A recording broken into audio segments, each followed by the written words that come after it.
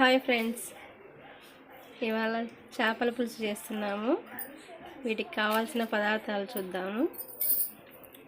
ఎండుమిర్చి, ధనియాలు, కొన్ని మెంతులు, జీలకర్ర, చెక్క, లవంగాలు, కొద్దిగా కరివేపాకు, ఒక తెల్లగడ్డ, ఎర్రగడ్డ, కొంచెం కొబ్బరి. స్టవ్ ఆన్ చేసుకొని ప్యాన్ వేడైన తర్వాత ఎండుమిర్చిని ఫ్రై చేసుకోవాలి.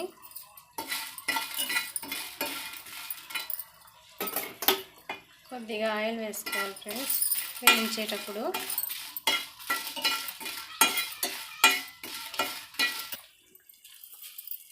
ఇప్పుడు ధనియాలు వేస్తున్నా ఫ్రెండ్స్.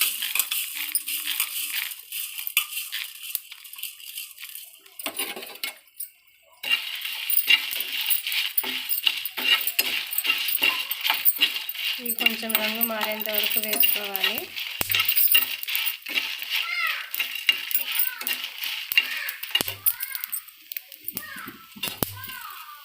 ఇప్పుడు మెంతులు, జీలకర్ర, చెక్క, లవంగా, కరివేపాకు కూడా వేసేస్తున్నా ఫ్రెండ్స్. ఇవి తొందరగా వేగుతాయి కాబట్టి లాస్ట్లో వేస్తున్నా.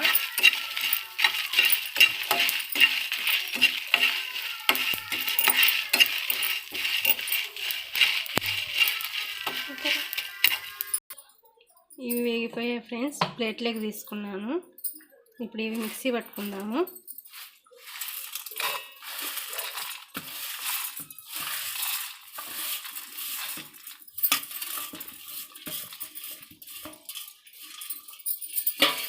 ఇందులో కొబ్బరి కూడా వేసుకుంటున్నా ఫ్రెండ్స్. ఫస్ట్ ఇవి గ్రైండ్ చేసుకున్న తర్వాత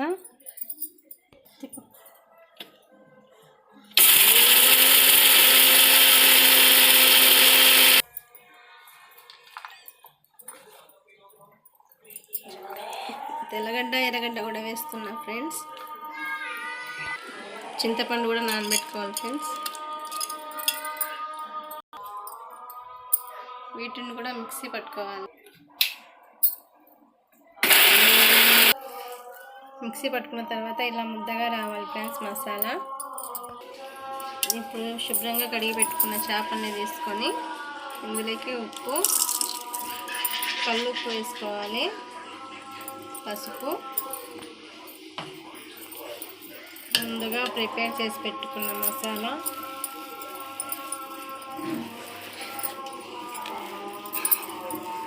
చేపల పులుసు చాలా ఈజీగా చేసుకోవచ్చు.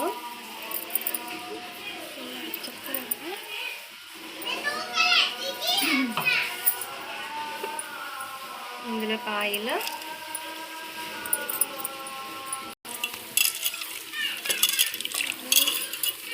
చింతపండుని ఇలా గుజ్జు చేసుకోవాలి.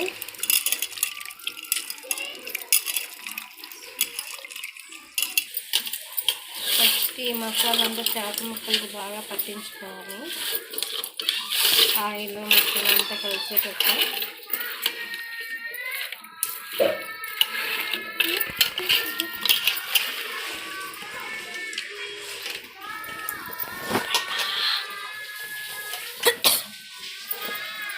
ఇప్పుడు చేపల పులుసు, చింతపండు పులుసు వేస్తున్నా ఫ్రెండ్స్.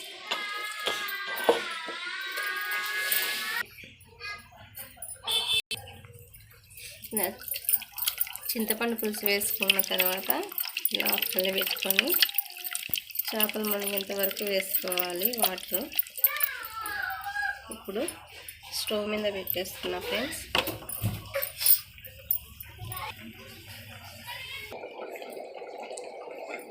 చేపల కూర రెడీ అయిపోయింది. ఒక 20 నిమిషాలు ఉడికించుకుంటే చాలు.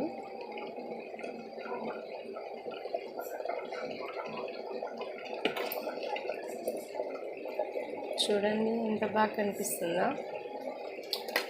టేస్ట్ కూడా చాలా బాగుంటుంది.